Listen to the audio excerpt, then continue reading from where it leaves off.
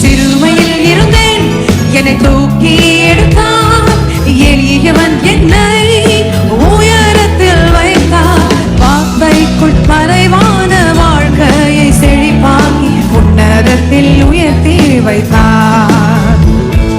வார்த்தைக்குள் மறைவான வாழ்க்கையை செழிப்பாக்கி உன்னதத்தில் உயர்த்தி வைத்தார்.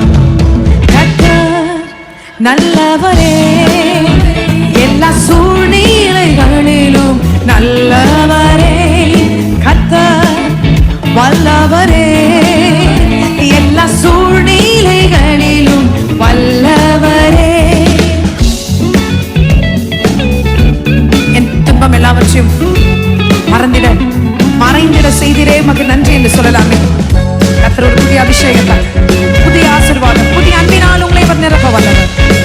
இன்பம்